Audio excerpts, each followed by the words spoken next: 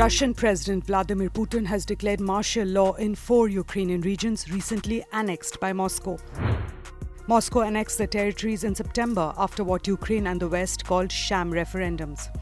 В этой связи напомню, что в Донецкой Народной Республике, Луганской Народной Республике, а также в Херсонской и Запорожской областях до их вступления в состав России действовал режим военного положения. И сейчас нам необходимо оформить этот режим уже в рамках российского законодательства. Поэтому мною подписан указ о введении военного положения в этих 4 субъектах Российской Федерации. The Russian leader noted that Ukraine had already declared its own martial law in the occupied regions following Russia's invasion. Putin added that extraordinary measures were necessary to counter Ukrainian aggression.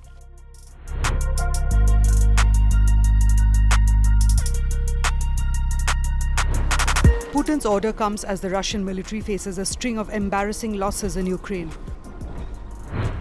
Some reports say the Ukrainian armed forces may be on the verge of recapturing the Kherson province. Russian administrators and civilians have already begun evacuating residents to safer terrain in Kherson. Kiev's ground successes, coupled with the attack on the Kerch bridge linking Crimea to Russia, have made Moscow jittery.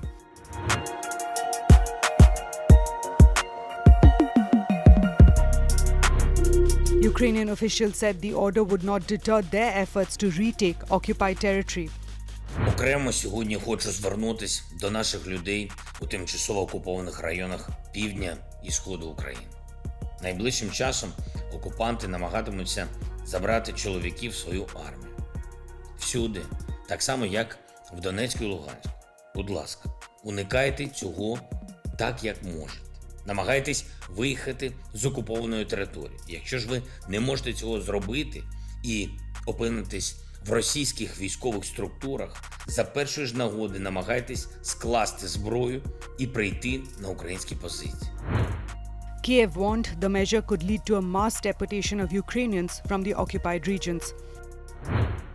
Ukraine President Zelensky's advisor called the move a Russian attempt to loot Ukrainian property. Mikhailo Podolyak said, and I quote, "Martial law implementation on the occupied territories by Russia should be considered only as a pseudo-legalization of looting of Ukrainians' property by another regrouping." Another top Ukrainian official accused Moscow of trying to change the ethnic composition of the occupied territory. Local Ukrainian officials warned that Putin's move could start an even darker chapter in annexed regions.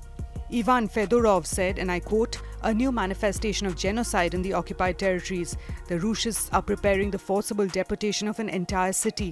So far, it is between voluntary and forcible, supposedly aimed to protect people from hostilities."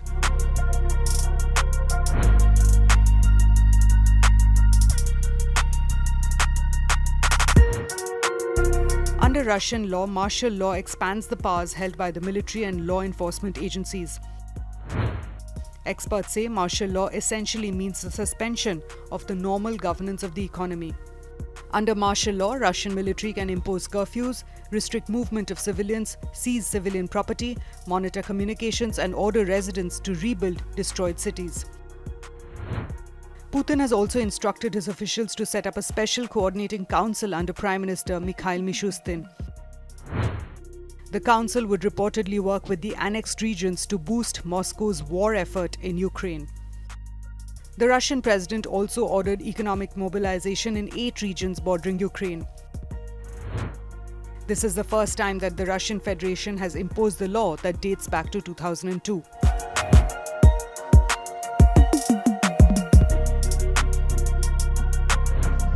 The measure could mean a new level of control over industries, repurposing them to support the military.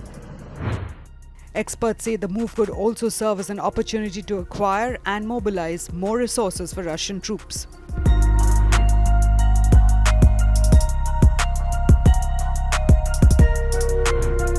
In Russia, martial law automatically entails a general or partial mobilization of troops.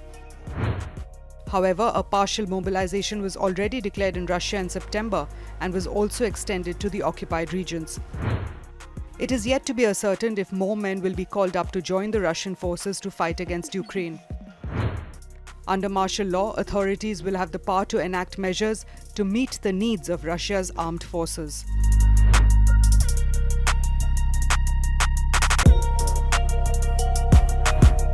Martial law allows authorities to curb movement and set curfews, confining people to their homes. Russian human rights lawyer Pavel Chikov said the laws would also mean more checkpoints and vehicle inspections. Reports say the authorities might also have the power to detain people for up to 30 days. Russian-installed officials in Kherson have already announced a 7-day ban on civilians entering the region.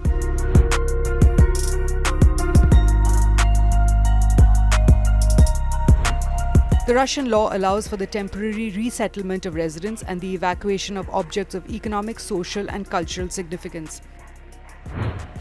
On the 19th of October, Russia announced that 50,000 to 60,000 people would be evacuated from parts of the Kherson region. Moscow has said that 5 million residents of the Donbas region and other parts of southeastern Ukraine had found refuge in Russia.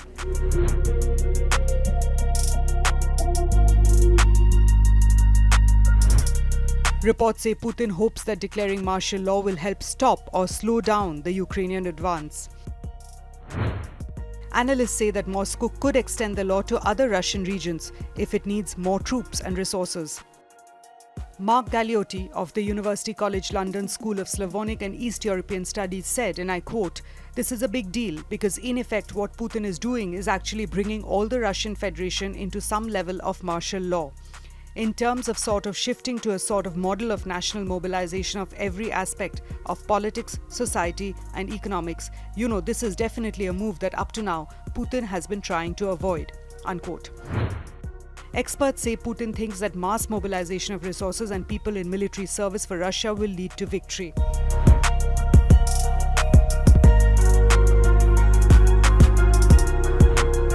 Experts say the imposition of martial law highlights Putin's desperation to win the war against Ukraine.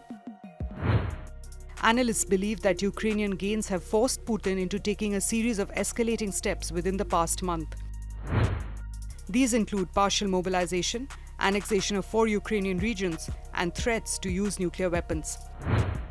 However, some experts believe that martial law imposition may add to the anger against Russia in occupied areas.